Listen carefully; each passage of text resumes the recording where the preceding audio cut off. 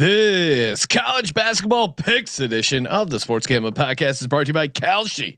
Make real money predicting sports. Kalshi is available in all 50 states, and you get $20 free with promo code SGPN. That's Kalshi, promo code SGPN. Hey, what's up, you degenerate gamblers? This is Bill Burr, and you're listening to SGPN. Let it ride, baby.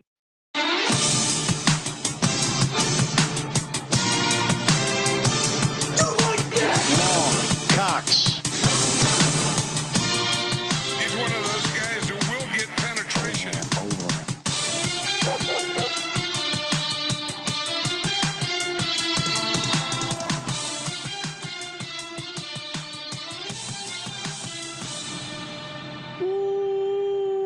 Welcome everyone to the Sports Gambling Podcast. I'm Sean, stacking the money green with my partner in picks, Ryan, Real Money Kramer. What's happening, Kramer? Dog. Ah, good morning. If you're live, Good morning. Maybe Top good of the afternoon. morning. If you're watching live here, youtube.com/sports gambling podcast. Got a double header here. We're doing a college basketball right now. And then in the afternoon, talking some props with our buddy CJ, but joining us on the line from the college experience, Colby Dant, aka Pick Done D. What's happening, Colby? I hear those sirens in the background, and I just figured that was the FBI after we notified the. I feel like we nailed majority of those. I told you guys this when I think I told you guys this when I was at Mountain West Media Days. I did get contacted by someone saying you guys were spot on the gambling, the fixed games last year. Gave me their card to report any that I see this year. Now, of course, this is if you missed it. Sorry, card. What kind of establishment did they work for? The conference. Oh wow. Yeah. What are you, a narc? Of course. Yeah. For the conference, I think it was. They might even work for another conference as well. Oh wow. So, yeah. This is like the Chuck Norris of policing gambling situations in college, huh? Yeah, if you missed the story, what Colby's referring to is 26 people were charged in connection with rigging college basketball games as part of an FBI investigation. Not only college basketball, but also Chinese basketball, which created one of the best quotes. I have the quote here. Hold on. This is a text exchange between a couple of the gentlemen involved. Nothing guaranteed in this world but death, taxes, and Chinese basketball. So that is, I mean, that is just amazing. That's just amazing. That and I quickly read it before we hopped on, and Colby, yeah, I feel like you guys have mentioned a bunch of these teams that were listed in some of these indictments as like not passing the eye test. At least they met. Some of them were like first half games, which was certainly interesting. But yeah, hundreds of thousands of dollars. And again, this is people say like, "Oh, come on, this is a problem with gambling." Meanwhile, all these people get caught because they're betting on regulated books that monitor a lot of this type of shit. And this is how a lot of this gets flagged. You know, when someone's betting 458,000 on Towson to beat UNC A&T, and they don't, these people that are involved in these things don't realize that the books hire a monitoring service, and a lot of them hire the same service, so that, hey, okay, you're over on DraftKings. Hey, we're taking a lot of money on Towson. Oh wait, FanDuel says they're taking a lot of money on Towson. BetMGM says they're taking. Oh wait, shit, something could be going on. How much money is Towson's athletic department in general? Yeah. Well, that's the hilarious thing is they go after these small markets because the kids aren't making any money. They're easier to bribe, you would imagine. But then they don't realize on the other side, betting these large amounts on these games raise a ton of red flags. Couple things. Do we think so the average layman who comments on this kind of stuff and says blames gambling. Yeah.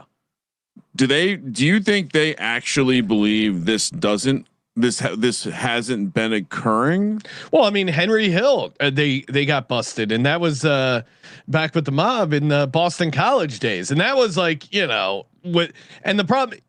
It happened. I mean, the most egregious one happened before the repeal of PAPSPA, Donaghy, and that was the most egregious one. You want to talk about dollar amounts, and they were getting away with it for a long time because this was before legalization, before there was as many of these monitoring services and stuff like that. Like they got away with it for a much longer period. I think there'll be more this year too. To tell you the truth, we were. It's ironic that this dropped today, even though we kind of knew they'd kind of. Like Eastern Michigan and A&T and stuff, we had known they were marked. The FBI had kind of released that. They had been investigating these teams, a lot of these for a while. Yeah. Is there relevance to the date this coming out now?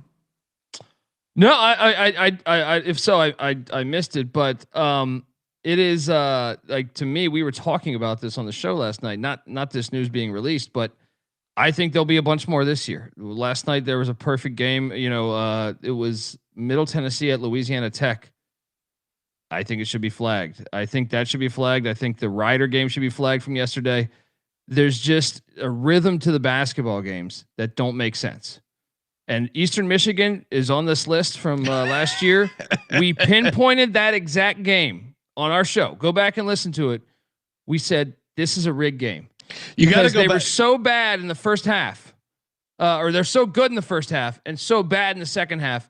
It's hard to believe. Like, go back. How is this? Colby, go back and make a clip of you guys calling it, and 100%, and cut it in with some screenshots of all this other stuff. Now, I have such a hard time. So the person that is probably anti-gambling already, who sees this story and then wants to blame gambling and say that gambling is the reason this is happening, also doesn't see it as a positive that the oversight and the watchdog industry that we have now because of legalization has allowed us to catch this shit without 20-year investigations and getting cops inside the mob to figure out what happened.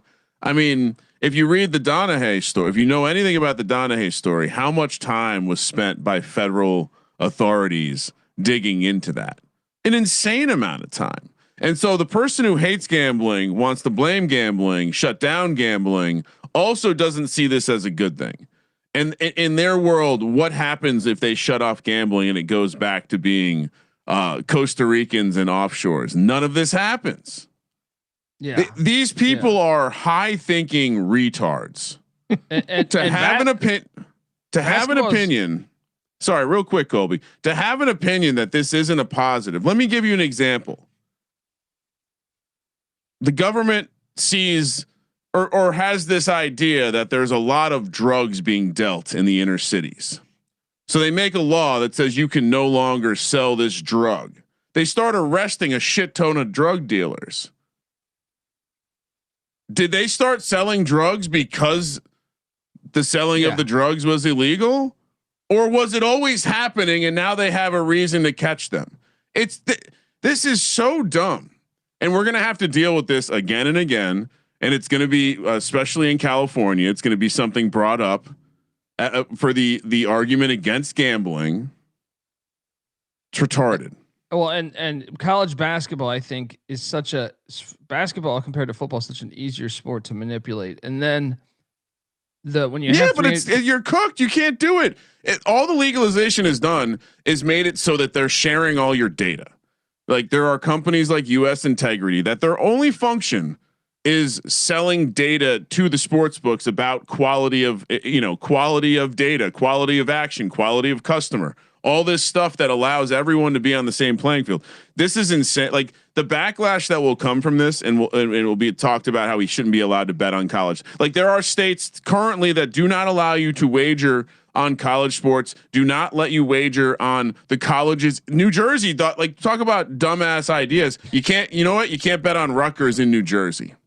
Okay. Oh, okay. Like you dumb motherfuckers. That's not going to fix the problem. Anyway, yeah. Shout out to the people doing this too.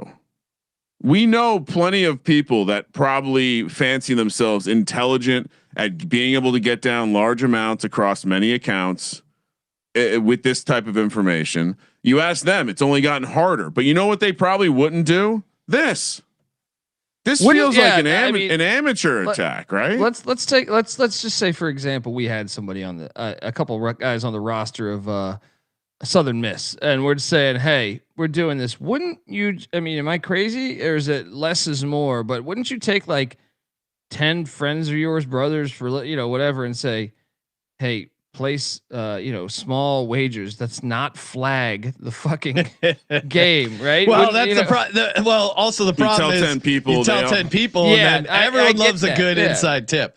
And yeah, they're not being careful, honestly, with the amounts any of these amounts. It's like the guy was trying to bet on the Alabama baseball game. They had like $2,000 on all college baseball for the whole day, and he was trying to bet 150,000 on one particular game. Well, that's what I mean. It makes me come on, guys, you're so dumb. And frankly, if you were trying to execute something like this, you would not be going to regulated books. You would be hitting a network of 200 local guys using less sophisticated software, dealing with a network of people that maybe bet on credit in a gray market situation. So I think there's so many things about this that is just, it strikes me as like, it's almost like new industry. All the grifters floated in and they had no idea how to play the game. Cause this feels like, and it feels like what happened was they were getting away with it. And so they just kept pushing it. Yeah, obviously. Yeah. I retweeted someone. I can't recall off the top of my head. Shared the Kent State Buffalo game in the first half where Kent State goes on a 12-0 run. Yes, just saw that. Yeah, to end the first half. And I like I said, we nailed majority of these on the show because it just looks weird. It looks like they're giving up. You know what I mean? Well, that's the last bit, right? Like with AI and just more awareness to it. Guess what? Between everyone wanting to call it out. And eventually we will, there will be AI systems to develop to basically identify what Colby's saying.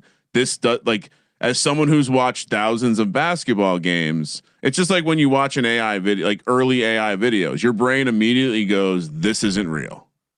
And they need that for which, like you said, in most of these cases, it's pretty obvious, right? Because acting is hard. Well, and you don't have the whole team on the take. So you're seeing the discrepancies with the roster. You're like, what the fuck? Why is this guy just completely throwing the ball out of bounds? You know, and the other guy's like playing hard. Yeah. And that's why if you're really like, if you were intelligent about this, you wouldn't attack players, you'd attack coaches. Obviously players probably come cheaper, but no, you attack the point guard, and that's probably the best because he's the easiest one that can generate. Or the ref that has he's also a part-time librarian while he's refereeing in the CAA in the nights, like. All right, let's get into the games. Before we do, a shout out to Avo. Hey, if you want to lock in a profit, guarantee a profit legally, you can do it with arbitrage betting. That's right, betting on both sides. Avo does a great job. Look at this super clean dashboard, and it's an awesome tool. Basically, you connect your books that you have access to, and then Avo will say, "Hey, do you realize if you play the Bills on one side and the Broncos on this side at this price at this amount, and then this price on this amount, you're guaranteeing yourself a profit." They make it super easy to use, and it's if you got questions, they're there for you. The support is great. They even have their own Discord at AVO Official, and you can get started today now at avo.bet and use promo code SGPN for $18 off. That's avo.bet, promo code SGPN for $18 off. And we're also brought to you by Kalshi. Kalshi is a real money prediction market, legal in all 50 states. You want to get down on college basketball, college football. We got the national championship game, huge Saturday slate of games. We got professional football playoffs. Do you want to reflect on how wild it was that you were doing a Kalshi read, looking at the Kalshi odds for John Harbaugh as even in your head, you're like, that's weird. 98%. Well, and I said, on last night's divisional picks episode, I decided to pull up the latest odds on Harbaugh to be the next Giants head coach, and it had shot up to like 98, 99%. I'm like, wait a minute. Okay, wait. So it's already happened. And then Kramer said the text came in from Shefty that Harbaugh is the new head coach. But again, those are super fun markets, and obviously games, sides, props. They really have everything you want to trade over on Kalshi, available in all 50 states. New traders get $20 in their account when they use our promo code SGPN. T's and C's do apply. That's Kalshi, promo code SGPN. All right, and that market is actually still open, so you can still trade because it's not officially official. Okay, but what is it, like 99.99? Yeah. You're not doing much. All right. Yeah, good work by you, and good work by the New York Football Giants. Colby, which this is not basketball related, but Jim Leonard currently in the building with the New York Football Giants. Very exciting potential. Should have been DC Wisconsin's next head coach. Remember, he was the interim, and I thought he did fairly well, and they went with Fickle. Bad Fickle's, move. Yeah, I mean, Leonard should definitely be. I mean, I could see him being a very good hire there. He's a havoc coach. It's funny. That's the kind of defensive coordinator you want. Someone that's trying to get after it. All right. This Colby gave us one. Appreciate it, Colby. We will be at the circus. Always nice to have a Friday game. Baylor, Kansas. Now it's been a little while since we've talked college ball, so we're gonna have to update ourselves a little bit. How are we feeling here? Kansas laying a big number, 12.5 projected by Pick Dundee. I assume these are all projected. Yes.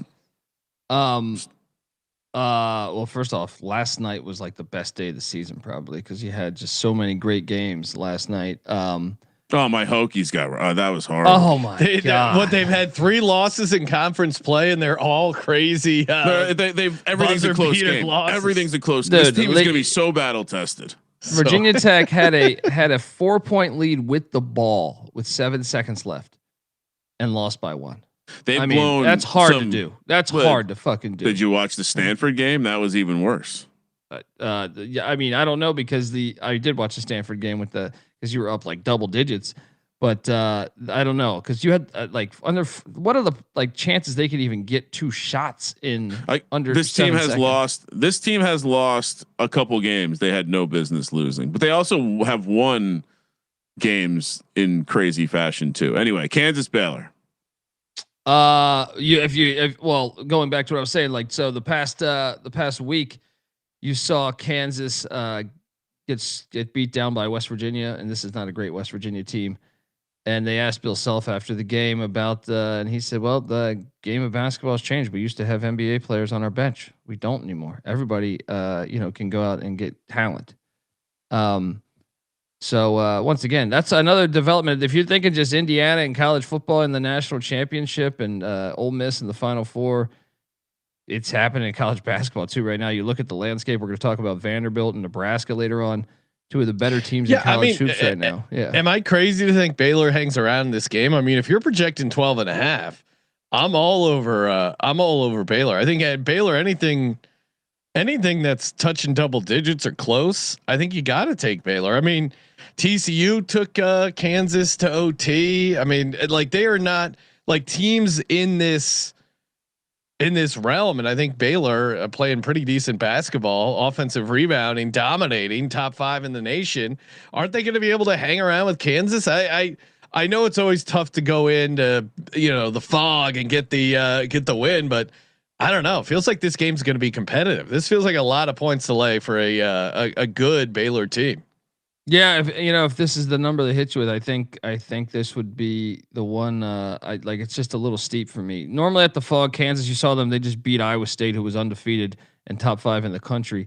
But one of the things Baylor's done, Scott Drew got a lot of shit for bringing the NBA player James Nagy or whatever back. Remember, he was drafted in the NBA but never played. So great, and he came. So great. He came in the second semester.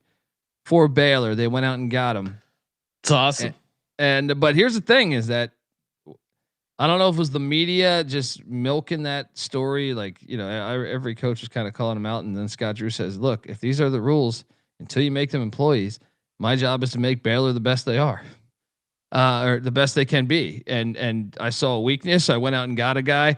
But however, the guy they brought in, I don't know if it just switched up the chemistry, but they were playing pretty bad with him. But then they limited his minutes the other night, and they got a huge win at Oklahoma State. So something to monitor there. But I'm with you. That's hilarious. It's like you were drafted in the NBA. You go back to college. They're like, the rotation's not really working. We're going to put you on a minutes restriction. It's like, wait, I wonder if it pissed off the locker room. That's what that's what me and Mac were thinking. Like, does he have to go to class? What's the rule on that? Allegedly, it's Baylor. They would never break any rules, right? It just seems like, come on, can we just agree that their degree is in basketball? Yeah, and their classes are. I didn't come here to play accounting. Their classes are weightlifting, cardio, basketball theory. My favorite thing though is like how many people online that are like the game. Look, I don't think pros should be able to come back to college, but I do think it's hilarious. They're just like the game is ruined. It's completely ruined. Like they weren't paying for fucking. It's almost like the gambling. I mean, thing, right? The like, age. Yeah, it's like, all right, let's be realistic about this. The easiest solution is just set an age limit. Like I don't know how we cannot. But again, we can't agree on anything in college sports. It's part of it. What the state laws. Well, this is the state laws. Like it's hard to do that when. Because then it's like age discrimination. Yes, that's what I'm saying. Like, so each funny. thing in each state, like they really fight it. But yeah, hilarious. I'll take Baylor in the points too. I think it's a bit too much, despite Kansas, at the Fog being amazing. Baylor's only won here like once in 20 years, and that was during COVID with no fans. Kramer, what are you doing? Colby's number is probably a bit big. I'm seeing Ken Palm's at 8, Torvik's at 12.5. So, yeah. I think you have to take the points if that's the number we're picking it at. I'm only doing sharp things on this episode. Okay. Yeah. Have you guys switched it? Have you fully switched it, Kramer, to college basketball mindset yet with your Hokies? No. Okay. Thought the Giants were eliminated by like week 4. Well, yeah, right? But we're hiring coaches. we also have the. Like I can understand it if you had a team in the playoffs, you're still buying in. You're like, we could win the Super Bowl. Well, I like the NFL regardless. It's not just I'm not one of these fanboys. I enjoy the entire league, betting on the league. I also have really enjoyed James Franklin laying waste to the entire landscape in the transfer portal. Hold on, let's talk about this, Sean. Let's talk about this shit here. How about you paying James Madison $800,000 to not play? You soft didn't bitches. have a choice. Didn't have a choice. What do you mean you didn't have a choice? What do you mean you didn't have a choice? ACC is going to a 9-game schedule. Yeah, you can put it next year. You can put it next year. What are you talking about? They had to cut the game. And that's the second time you did this. When they beat you the first time, you did it again in like 2014. To be scared of James Madison. No one's scared. It was a requirement. Colby, are you not in favor of the 9-game conference schedule? I'm in favor of playing your local rivals. Okay. All right. I would love to play them, but we're in a tight spot. We had 3 spots for 4 games. This is pathetic. Green. What do you mean? We're fucked as a company. If this is what he's doing. What do you mean? Come on. Like sad. I mean, come on. What? I didn't make the rules. They're going to a 9-game conference situation. They had to drop the game. When that happens, you don't just drop the game. You push it to next year, or you push it to the year after. They'll play again in the future. When JMU rises to the level where it makes sense. Twice you've paid them to not play. That is hilarious. Well, I mean, they're accepting the money. So blood's on everyone's hands. And again, the ACC is requiring 9 games. So Virginia Tech must have paid $800K not to get your ass kicked by JMU. That's a sad state of the program. That would not happen. And that's part of the reason. Last time you did play, you lost at home against JMU when they're in the FCS as like a 3 touchdown favorite. Who was the coach of that team? Frank Beamer. No. 2011. It was the week after Boise State. Oh, you're talking about God. Yeah, that was different. That's a completely different situation. That's the last time you played James Madison. You canceled the next game because they beat you, and I think a decent amount of their fans stormed on your field, right? They've done some pretty horrible things at the campus of Virginia Tech, but yeah, but no, they definitely played since. Am I wrong? No, they canceled the next game. Patty C talks about this all the time. Yeah, well, again, you try to help a young struggling school out, and this is the thanks you get. ACC 9-game schedule, no control. Virginia, SMU coming off a thriller, 9 a.m. on Saturday. I mean, how do you handicap SMU coming off that ridiculous game against my Hokies? I mean, they've been a good team. They were ranked before the loss at Cameron Indoor. They were Virginia projected to be a 3-point favorite per Pick Dundee. One of the best stories this year, besides Virginia Tech paying James Madison to not play, is the Wahoo's Ryan Odom, son of Dave Odom, the former UMBC head coach who upset Virginia, has been kicking ass at Virginia. They just won at Louisville the other day. They won at NC State and Will Wade.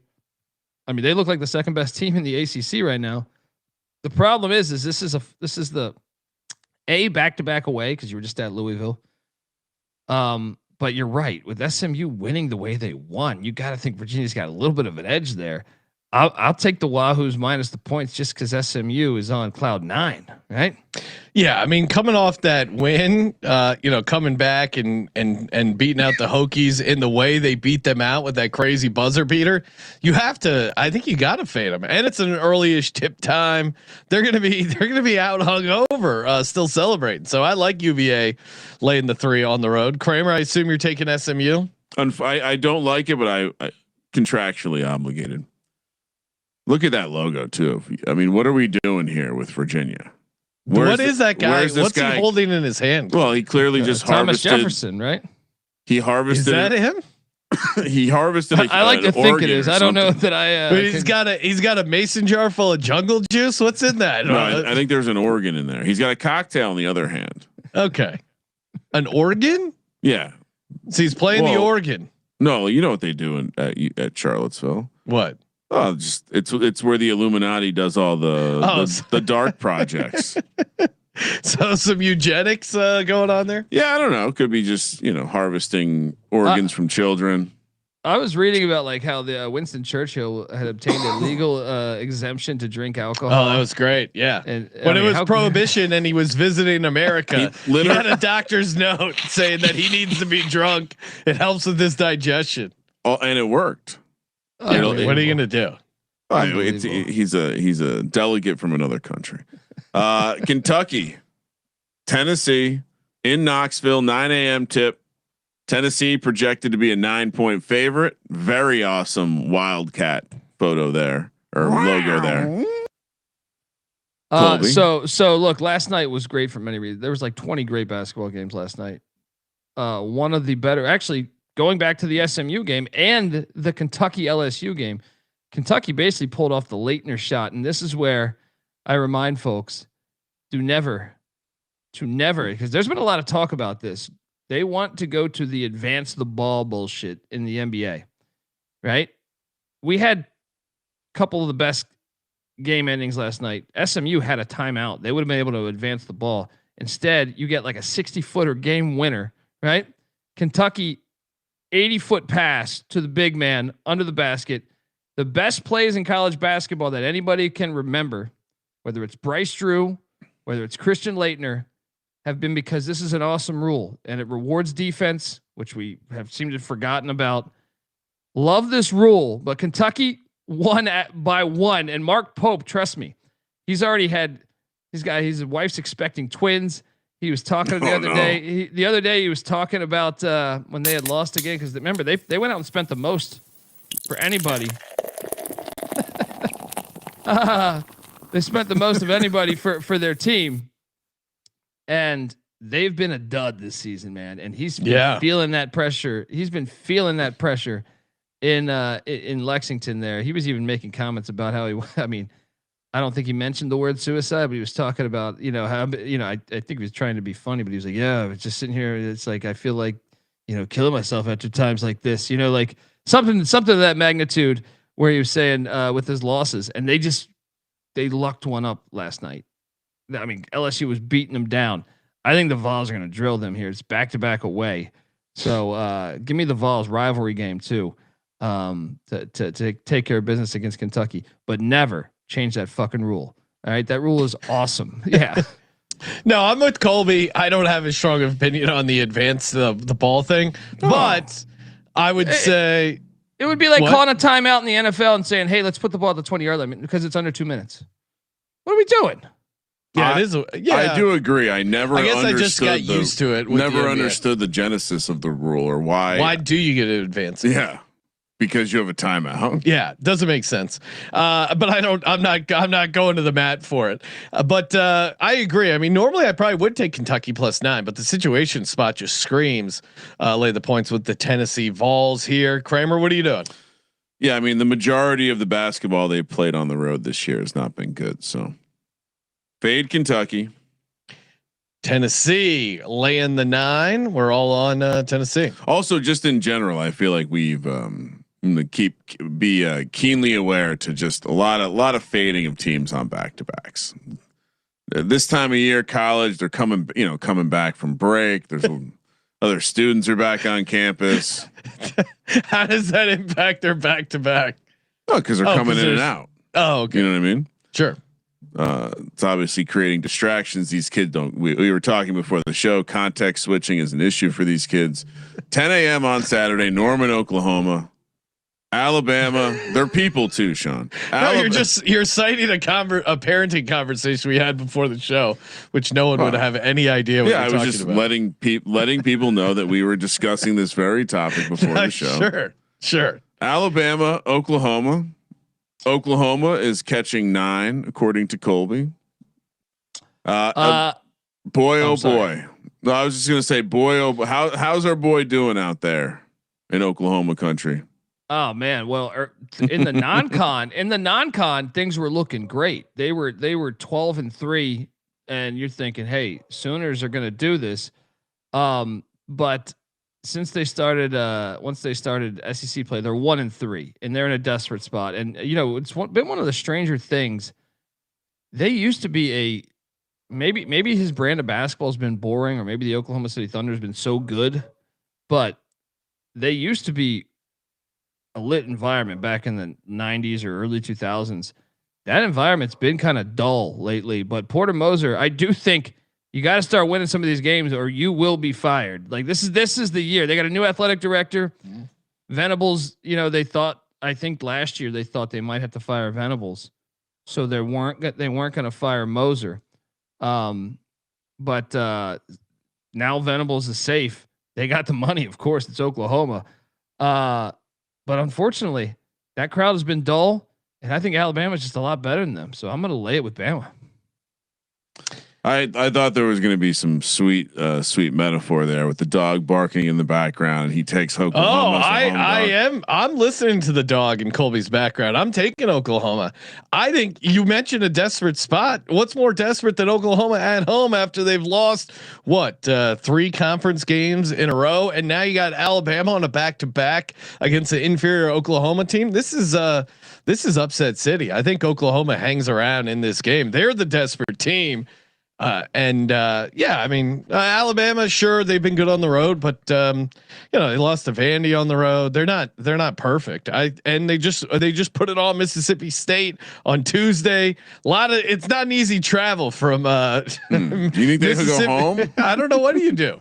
You go back? Do they fly a private jet for college basketball? No. I'm sure it's like a wagon and horse. Sometimes I've seen the Pepperdine kids were on our flight once for some. They flew Southwest and they got decent money. I assume that the SEC travels by horseback.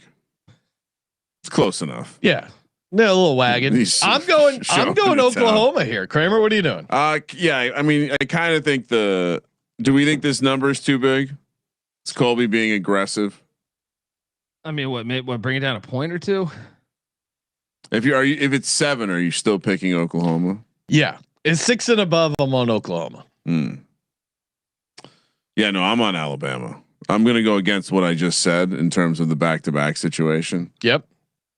You got to identify these dead teams in conference play. And Colby's right. So what do you think? Chances they have a new basketball coach next year? Very likely, unless they like win the SEC tournament or something. Like I just think They got to get there's still time for them to get their shit together for this year. But you got to think, if you're coming in as an athletic director, you're looking at the crowds.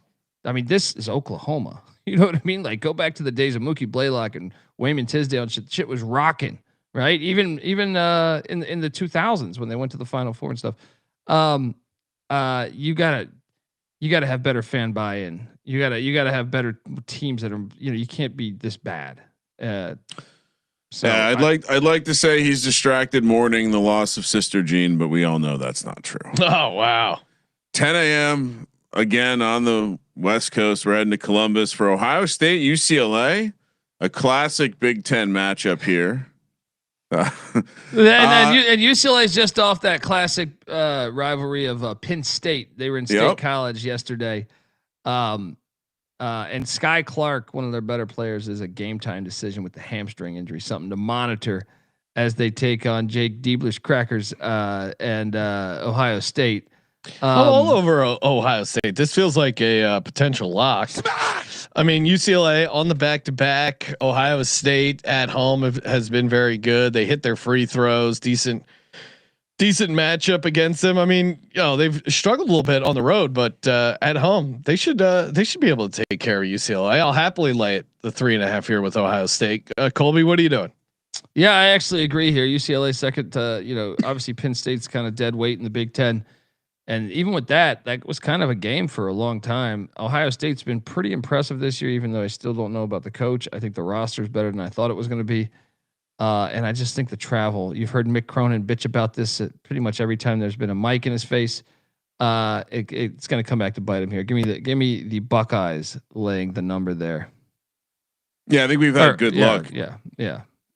Oh, if I didn't say it, it's Colby is projecting a 3.5 point spread for Ohio State. Yeah. We've had good luck doing this and the inverse of this, which is second game in the new Big Ten, whether it's East Coast team going west or West Coast team. First game east. they show up. Second game is where they hit the wall, right? Yeah, I feel like that's what we've had success with. So, and like you said, if you want to have some fun, Mick Cronin is really annoying about the travel thing. It's like it's like, okay, as someone who has been on planes before, like, you're really being a drama queen about this. Ohio State laying the 3.5. Well, it's not like anything's going to change unless you can leave for another job, Mick. You know what I mean? Also, the Pac-12 will be back soon enough. I feel more and more confident that we're going to have Sean I'll make this prediction within 10 years. I think we have most of the old Pac-12 back together. Well, the Pac-12 will be back next year with Gonzaga of course, in it, but we got to upgrade it though. We got to upgrade it a little bit. Get UCLA in for sure. Florida Vanderbilt 11 a.m. tip here on the West Coast. Vandy projected to be a 5.5 point favorite on one of the. Where are you at with their court? You like it or you hate it? I actually went for the first time the other day, and it's look. I don't like it, but I'll say this. I'll say this. I understand the mystique of it a little more, like why people defend it by going. Now, do I still think it's a good court? No. Like, I'm assuming you guys haven't been, but if you go, it's basically in an old, like, it looks like it's in like if you were to go see like at Pantages or something, they put a basketball court in the middle, so it's like theater seating. It's a very unique college basketball experience. I'll say that. But is it all? It's also an elevated court, right? Yeah, well, that's why it looks like they took an old theater. I don't know this. I didn't research this, but that's what I'm led on to believe by traveling there and seeing it. It looks like it was the old, like, I don't know, some type of theater, and they converted it into a basketball stadium. So I understand it a little bit more, but it's still, you're Vanderbilt. You have a shit ton of money. Shut the fuck up and get a basketball stadium. You know what I mean? It's an old classic. It's a weird vibe. So Memorial Gymnasium, built in the early 50s. Well, that could be why. That's was old. Dedicated as a campus memorial to students and alumni killed in World War II. Wow, Colby hates the troops. A plaque commemorating those people is displayed in the lobby. At the time of the construction, there was a serious discussion within the Vanderbilt community about whether the school should de-emphasize intercollegiate athletics as a compromise.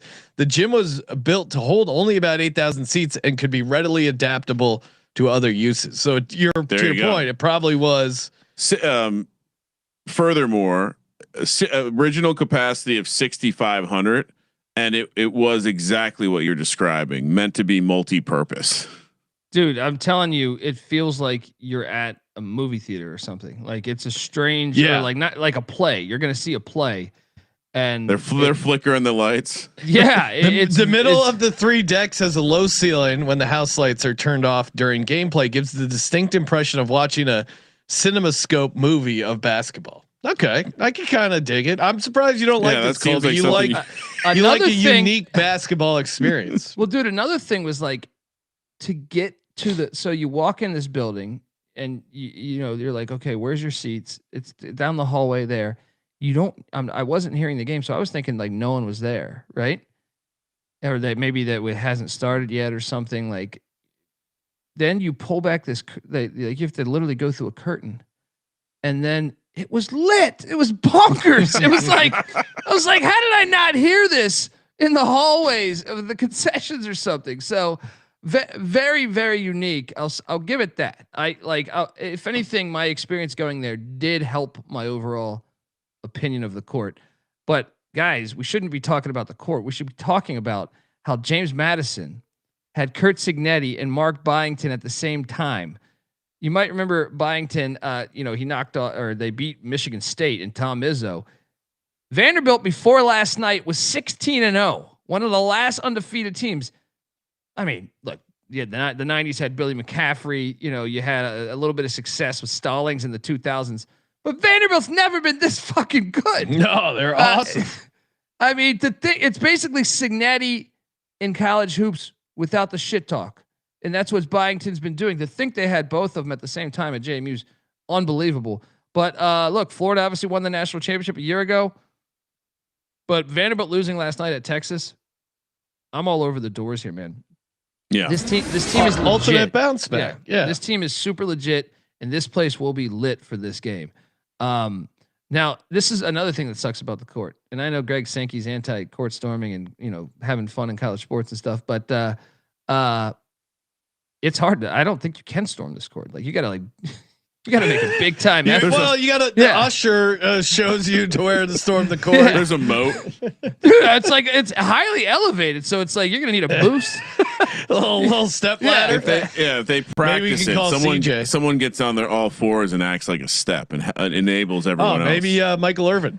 And of course, Vandy does hit their free throw, 76.2%. Feel comfortable laying the projected 5.5. Kramer, it sounds like you're also on the Vandy bounce. Yeah, I was also going to ask Colby, just, again, playoffs ramping down in the NFL, down to 8 teams, going through some numbers. How is Florida so bad shooting the 3 this year? To see a team like Florida bottom 10 in the nation, according to in Ken Palm's 3-point percentage, that's pretty comical. Yeah, I mean, they might have whiffed in the portal. I don't know. Lee's getting better, the Ivy League transfer, but they lost some big guys from a year ago. Brought in Boogie Flan. That's been up and down. But yeah, I mean that's the thing. Is like they kind of caught lightning. They nailed it with the Walter Clayton Jr. transfer last year. Remember, coming in from Iona. That was like an unbelievable get. He played, amazing in the NCAA tournament, really towards the whole season, really. And they hit, but when you whiff, they just thought, hey, let's go grab another mid-major guard. I don't want to completely shit on Lee because I feel like he's playing better for them, but he ain't Walter Clayton Jr. I'll tell you that. I think that's been a big part of the problem. Yeah, Florida, like I mentioned, near the bottom, ahead of big, massive programs like New Haven, Lindenwood, and East Carolina. Hey, worst 3-point percentage in the country though is the moving company Ryder, which won by 20 last night. Like I said, I want that game investigated. That game, there needs to be. I need to call that number they gave me. You should call that. Yeah. That would be great. There, if you pull up the article reading about an insider thing, and it was it's like the data provided by, instead of U.S. Integrity, data provided by Colby Dant. No, Pick Dundee. I want it to be as Pick Dundee. Yeah, that's your alias. You're right. That's why no one will know who you are. Iowa, Indiana, 11 a.m. on the West Coast. We're heading to Bloomington, where Indiana officially, per Indiana, is now a football school. I have heard Indiana fans sad that they didn't make the move on Dusty May, because in their perfect world they could have had May and Cignetti. Oh my god. And could be like lighting up the world. Everyone now knows they got Cuban behind them, which probably makes a lot of people hate them and love them at the same time. Indiana projected to be a 3-point favorite here. Iowa played Purdue incredibly tough last night in West Lafayette. You know, Iowa's basically the D2 team. Remember their Drake last year was Northwestern State or whatever. Or what was that? Northwestern, Southwest North. The D2 school Ben McCollum came from. Then now that like Bennett Sturts and everybody, they transferred up to Iowa, and Iowa's been playing really good this year. I thought they played really well last night despite losing that game. But it is the second leg of a back-to-back away, and the staples are sharp. I'm on the Hoosiers here. I just think, you know, we just kind of hit on that. We like to fade the second end of that back-to-back away. Also, they're a little offensively challenged at times, which I think, you know, second game on the road, back-to-back away, your legs can cost you more the second game than the first game. And this place will be lit. Another thing is Indiana just got drilled at Michigan State. So I think it's a get right spot for DeVries and company. Give me the Hoosiers. Lay it. Agreed. And it's Northwest Missouri State was the D2 school. Yeah. Lay the chalk here with Indiana at home. I mean, to Colby's point, Iowa has been playing pretty solid basketball. I've seen a lot of people lay out, and they've been fiery on the road, but the weekend travel plans, the ideal weekend travel plans for an Indiana fan. You hit this game and you catch a station wagon. You catch a flight after the game, or maybe you drive. Midwesterners don't fly, right? Oh, they do now. I've been told that everything I've said about them is wrong, and they're all wealthy flying private. So then you go to your private jet, you fly out down to South Beach, you enjoy a nice day by the sun and sand on Sunday, and you take in the national championship on Monday, and watch Miami beat the shit out of them. No, I don't think that will happen. I think, in fact, I got some. Oh, that is pretty coffee cup there. Cignetti. I win. Google me. That is a pretty badass cup. I'm gonna have to send one to the studio there. I did get some DMs that I needed to talk to you about your Miami love. Cool. Well, they can DM me. My DMs are open. They felt it was very what disgusting. kind of pussies are afraid to directly DM me and have you as your go through? You claim to get all these messages, and I think it's just all bullshit. Oh, you think it's all all right? Yeah. I'll provide evidence. Iowa State, Cincinnati, 11 a.m. here on the West Coast. 6.5 point favorites for Iowa State, and the mayor. Colby, what are we doing here? You say the mayor? No, the mayor's at Nebraska. But oh yeah, you're right. Yeah, he was at Iowa State. I know. Just showing people my deep knowledge. Kramer. We're gonna get bad reviews. We'll see. People generally like to leave the bad reviews about mistakes you make, not mistakes I make. I'll let you know if the DMs hit me up about yeah, the DMs only point out my mistakes. They never highlight Kramer's mistakes. Yeah, pretty much. Well, look, Cincinnati is the epitome of a desperate team. They cashed last night against Colorado. Wes Miller, this job's about to open. He needs wins, probably more than Porter Moser at Oklahoma. I would say he might be Exhibit A is the most desperate coach to get wins. Having the number 2 team in Iowa State come there, here's your opportunity, coach.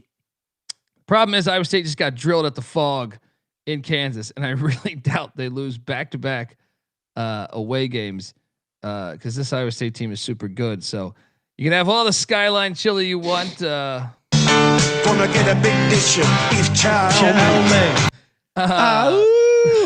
That kind of feels like that Cincinnati, whatever that animal is, that Cincinnati's mascot is right there. Yeah, feels it looks like a feels bear. like he might be turning into something. You know those videos of the bears coming out of hibernation? They just look complete dog shit. That's what this mascot looks like. No, I'm with you. This is tough because if Iowa State had won in the Fog, this feels like it would almost be an autoplay on Cincinnati. But since they lost, and not only they lost, but they got worked. And this Iowa State team has pride. It is a back-to-back, but I'm making the exception here. I'm with you, Colby. Give me the Iowa State laying the 6.5. Same. Shout out to Hard T in Discord.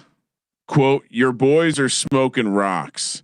Indiana's the better team, more experience, much better coach. Lay the points and sprinkle the alt."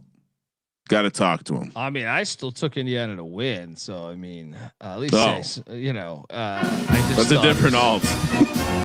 Yeah, he's playing both sides. All right. 8.5 point spread. It's 9.5, I think now. When I woke up today, right? Yeah, so it's like, what are you talking about? I mean, there's a lot of games that stay within those numbers. All right. Losers win. My goodness. There's a lot of guys. So he's taking the girlfriends in that back room. Hey, buddy, a lot of guys' girlfriends are back there. It's such a great Wayne's World line. We're all on Iowa Milwaukee. State. Yeah, Back to Chicago. Milwaukee. Yeah, all over the cycle. Consensus play on the clones. Let's head to. Well, I don't know why this game's on the card. Honestly, well, we're gonna head to Normal, Illinois.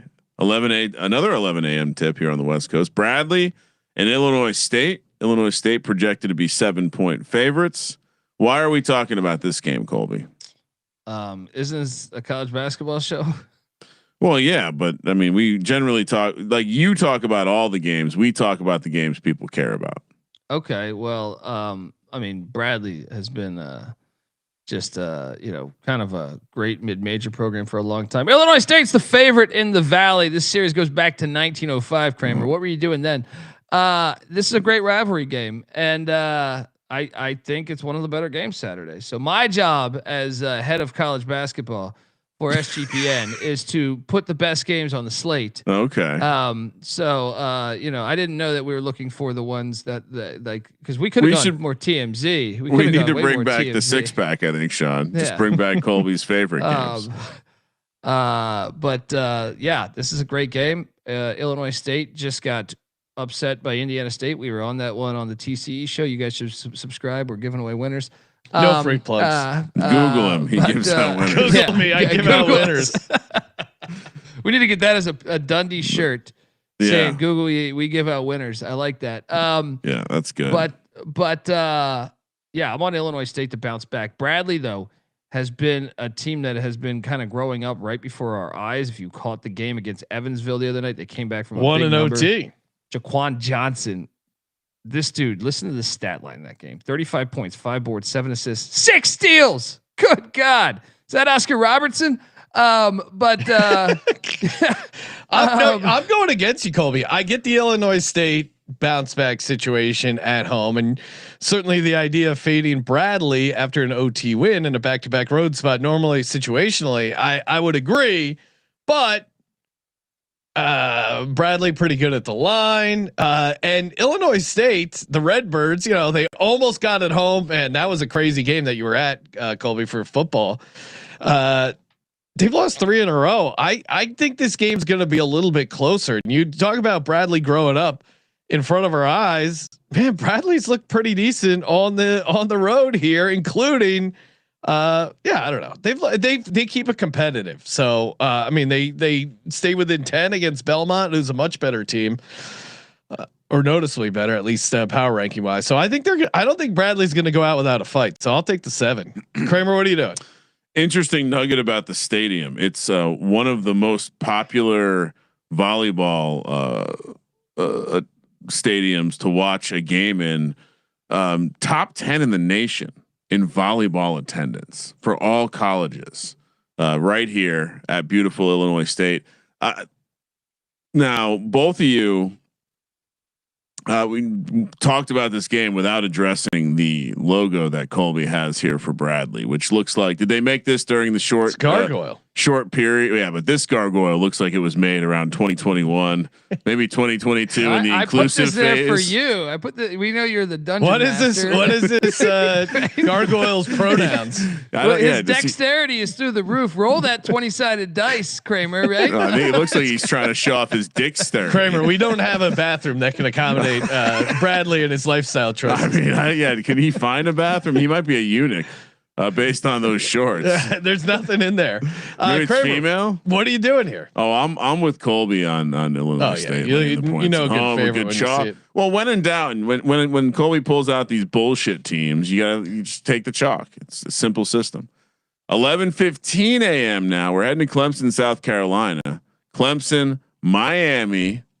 I wonder if the Miami fans will take the road trip up before the Natty on Monday. Miami catching 6 according to Colby. A great Clemson logo. That looks like 70s where they still smoking cigarettes before the games. We need to bring that back. That's what we're missing. Wouldn't that be great? You know, I'm a degenerate. I mean, can we get an off league where they do that? Well, everyone always joked, hey, they need to do a steroid Olympics. Yeah. And then they actually ended up doing a version of that, the juice games or whatever it was. I don't think people really cared. No one cared. They're like, this would be awesome. And then of course no one actually watched it, but a league that requires smoking, I'm in. That'd be great too. I would go catch some games. I would. You know what it would be? It would be like you have to. Okay, so not only do you need to play the basketball game, but each team needs to get through a pack of cigarettes. Yes. And it has to be. And they're like, go to their booth. Wait, he didn't fully inhale. Well, all the fans should be smoking too. Like if you go, I want just a cloud of smoke in this bitch. Have you ever heard like about a Cypress guys? Hill concert, right? Have you heard the guys talk about when they like playing over in China and stuff like back in the day, and it's just these or Russia, like these smoky arenas, just anyway, Miami, Clemson, 6-point spread. What are we doing here, Colby? I mean, first, this is for second place in the ACC right now. Dukes and Clemson are tied at the top. Miami's a half game back. Jai Lucas, the son of John Lucas, has done an unbelievable job in year 1 at Miami. He was a John Shire assistant at Duke before that, a Rick Barnes assistant at I think it was Texas when he was at. But he's got a great coaching background with some of the coaches and obviously his father. Huge game here. Look, Miami's been an unbelievable story. They really have been, but I think the Clemson crowd here and the fact Brownell's team, which wasn't supposed to be great this year, he's really built this program up, man. They remember they had that what was it, the Elite 8 run a couple years back. I think Clemson gets them, but this is obviously one of the best games Saturday, man. As far as stakes, this is a gigantic game. Number's probably a little bit too big, but I hate this guy. And anytime I fade him, it's a problem. Miami, the fade on Miami doesn't apply to the basketball program for me either. So give me Miami, or I'm sorry, give me Clemson. Clemson. Miami, just so people know this is an objective take. Miami, 5 percentage points lower than Clemson. Oh. So I think this could come down to the number, and I'll take Clemson. I think they just edge it out. It's going to be a good game though. I hate this coach. Google him. Kramer hates him. He's the new. Well, first it was Josh Pastner a couple of years back, and now it's been like 3 years of me never getting a Clemson game right. Shout out to Rhythm. The Rhythm is gonna bet you picks, props, sides, total, and their parlay optimizer. They got you covered for all sports, including college hoops. Love me some college hoops, and there's a ton of games. Colby and TCE crew cover them all, but it's good to have some data here as well. If you're watching live, Gonzaga at Washington State, Rhythm likes the over here at 157.5. It's one of their sharp signals, and of course, you can build your own college basketball model. Start building some winners. It's very easy to build the model. Just adjust the sliders. Next thing you know, you're spitting out models and winners. Download the Rhythm app today. RITHMM. If you want to go premium, you can use our promo code SGPN25. Get you 25% off. Promo code SGPN25. The rhythm is gonna betcha. We're also brought to you by Underdog. Underdog is your place to go.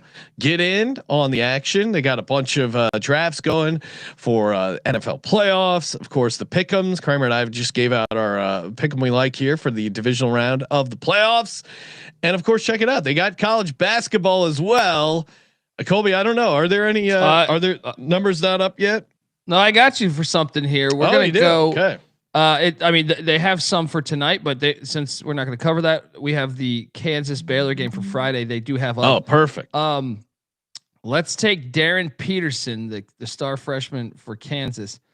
I like him higher than 4.5 rebounds. Okay. You look at what he's done lately. He had 5 boards against Iowa State. He had 6 against West Virginia. He's actually had more than 4.5 boards 6 straight games. You have to go back to December 7th, the last time he didn't hit this. And he's a freshman, getting more and more minutes with each game. So let's go. And then on the other side of that, with Baylor, Cameron Carr, I'm going to take the lower 22.5 points, rebounds, assists. They're obviously at the Fog, where I think that will have an impact. He's a young kid, underclassman. He only had 2 rebounds last game out, and that was at Oklahoma State. So to me, that right there, 6 assists he had in that particular matchup, 17 points. That would still hit under for actually no, that would hit 23. But anyway, I don't think it will translate to the Fog. At Oklahoma State's a different animal than at the Fog. So let's take the lower points, rebounds, and assists on Cameron Carr. So higher Darren Peterson, 4.5 rebounds. Lower Cameron Carr, 4.5 rebounds. Get started today with a nice little bonus. Play $5, get $75 in bonus entries. Underdog Fantasy, promo code SGPN. And surely we're at the home stretch now. Oh no, Colby, we had to talk about Bradley, Illinois State, so we're behind. Arkansas, Georgia, and my boy Blue Cane are laying 1.5 points per Colby. Obviously, I'm on Georgia. What are you doing, Colby? Well, I mean, Georgia Snow White's got these guys playing, Mike Snow White, and Blue Cane, but they got upset yesterday, and we called it. Or when I say we, overtime. Myself, Chris Beard, 10.5 point dogs on the money line, taking down Georgia. Arkansas, I think, is getting better as the season goes along. Georgia's good, but I don't think they're Arkansas good, especially athletically. I think Arkansas is going to get them in Athens. Back-to-back losses for Snow White and your boy Blue Cane. I like what I've seen out of this Arkansas team, and they've been pretty solid on the road. They won at Ole Miss. I think they can get this win here, and yeah, did not play great against Auburn, but I like the way they're playing overall. I'm with Colby. Woo pig suey. Give me Arkansas and the 1.5. Kramer on the dogs. For Calipari, that's some good prosciutto. That's the woo pig suey. He eats the pig. Nebraska, explaining that one. Nebraska, Northwestern. Now we talk about the mayor. Northwestern laying 5, Colby, and in Evanston, 1 p.m. tip on the Northwestern's laying 5. No, Nebraska would be laying 5. Yeah, I think I might have messed that up. Nebraska laying 5. Yeah. Yeah, come on. Nebraska's undefeated. Yeah. Well, reading the projection that Colby put in the sheet, I'm jumping in because it's wrong. I didn't make the projection. Yeah, that's all right. Nebraska laying 5. I mean, guys, Nebraska's 17-0. It's 17-0. I mean, this is one of the better insane. stories in college sports. I mean, if you only could remember how bad they were in the 80s and 90s, short of Eric Piatowski, the former Clipper, I think 1 year they were like, and even with that, like they barely made the tournament. Like this is unbelievable here, 17-0. But the loss is coming at some point. To me, I have it pinpointed to this Saturday or next, which is this is obviously at Northwestern. The other one's at the Barn taking on Minnesota. One of these teams is taking them down here. I'm taking a shot on Chris Collins and Northwestern. They've lost a bunch in a row. I think they're a better team than their record represents. Give me Northwestern to knock off, and they storm. You're crazy. You're crazy. Storm in Evanston with these nerds, right? They still don't respect Nebraska basketball. They're only laying 5 against Northwestern. What the fuck are we talking about? Big Red Machine is a machine. You can get cute because what Colby's going to do is keep picking against Nebraska, and then yes, eventually they'll lose a game and they'll go, "I called it." But what about all those other ones? That's Nebraska, true, but don't get look, cute. Yeah, the media deemed Michigan they released an article they're going to go 40-0. And the next night they almost lose to Penn State. They barely get by, right? The next game after that, they do lose at home to Wisconsin. The pressure builds up, man. And I'm telling you, this becomes bulletin board material for all these teams. There's a reason why no one's done this shit in our lifetime, right? Northwestern's going to get them. It's either Northwestern or Minnesota. I think Northwestern's going to get them because I feel like Northwestern has been chippier and they've lost a bunch in a row. Minnesota's been playing pretty good back and forth, grabbing wins, grabbing losses. I think Northwestern, knowing the desperate spot, and I also think Nebraska, because it is Northwestern who's lost a bunch in a row, they're probably looking past them a little bit. So let's go. Chris Collins. He's getting so cute with this one. It's disgusting. It feels a little cute. It's disgusting. I mean, lay the points, give me the chalk. And due to the fact that they're actually on a 21 game winning streak because they won the Vegas tournament, postseason tournament last year. What was that called again? That's called the yeah, what was that called? The one that they had out in Vegas, Sean, that the invitational. I wanted to say it was the challenge, but it's not. It's the Crown. The Crown. Yeah. The Crown. Yeah. Circa was a sponsor of it.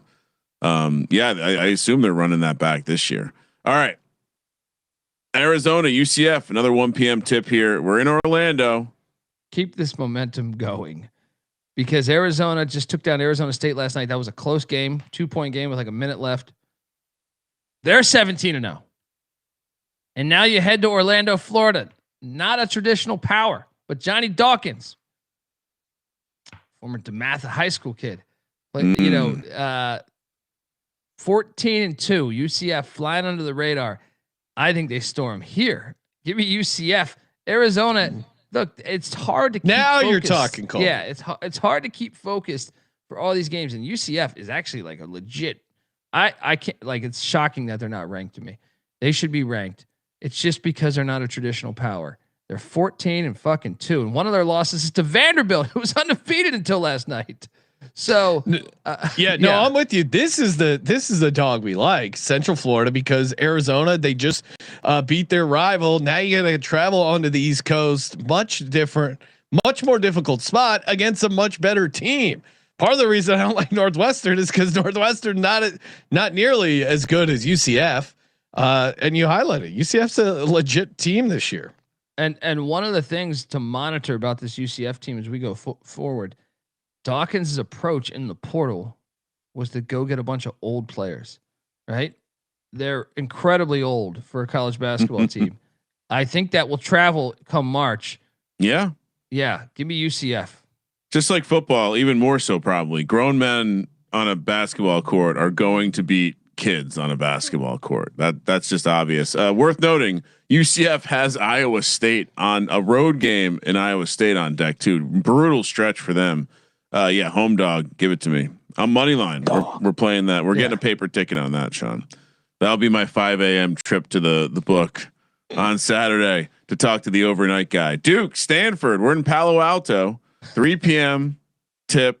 Duke's laying 5.5. This is a big time Illuminati matchup here. Hey, who would have thought? Who would have thought that Stanford and SMU would be such great additions in basketball?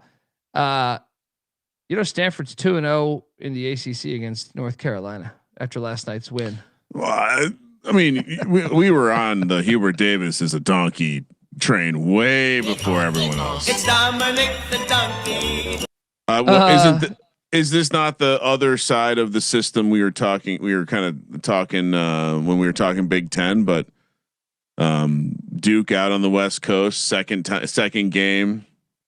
They look great against Cal last night, specifically in the second half. I know with the Boozer brothers, but I'm actually going to take a shot on Stanford here, man. I think Kyle Smith. They're 14-4. You saw them win at Virginia Tech and beat down those pussies who are afraid to play paying people. Now this is a fun parlay. Stanford on the money line, UCF on the money line. Now we're cooking with gas, and it's the back-to-back West Coast spot. Good time to fade Duke. And and I think if I didn't say it, Colby is projecting 5.5 for Duke here. Stanford's good. Stanford's a tournament team this year, I think. I do think the number will be a little bit bigger, but I'm also Duke will get that love probably a little bit, maybe up to 7.5. But see that we just adjusted the number to 7.5. No, you can't lock him down. He's squirrely. I know. So make it 7.5. Give me Stanford. I think like you said, this is a fun money line angle. Yeah, I'll take Stanford. I like the travel home dog parlay angle. St. John's, Villanova. We're in Philly. 5 p.m. tip. Nova projected to be 2.5 point favorites. Is this not on campus?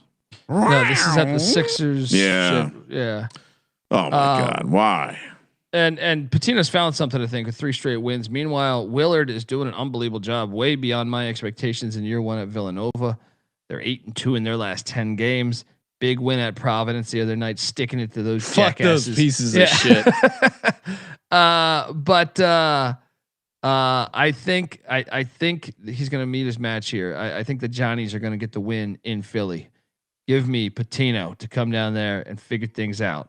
4 straight wins for the Johnnies. Colby, do you think St. John's is going to win? No. Well, that's weird that you picked him. Give me Villanova, baby. You nailed it. Villanova is going to get this done. They're favored for a reason. I think this might even be closer to just to pick them than 2.5. But either way, I do think they will close the small favorite. But this Villanova team at home, come on. The arena will be rocking. It's off campus, very fun environment.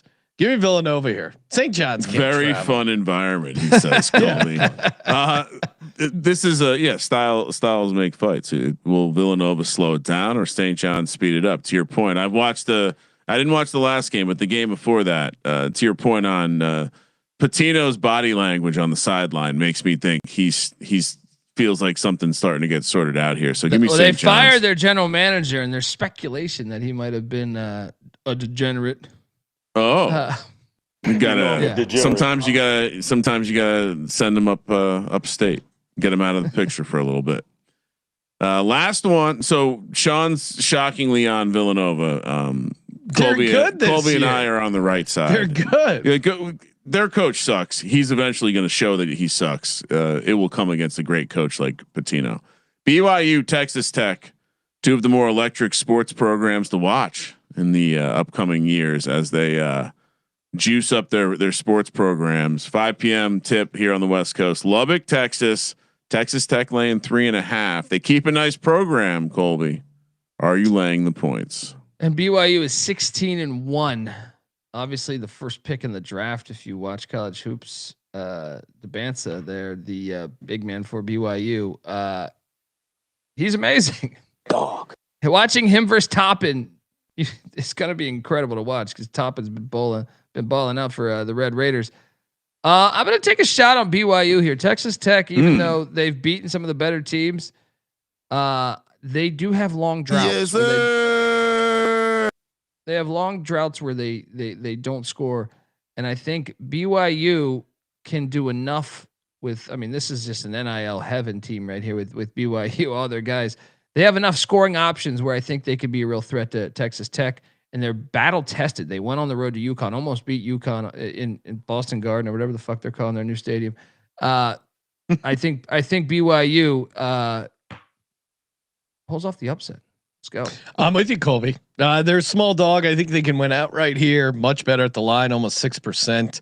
And free throws travel. I think this BYU team plays clean brand of basketball, very efficient. Offensively 8th in the nation, and then top 20 in defense as well.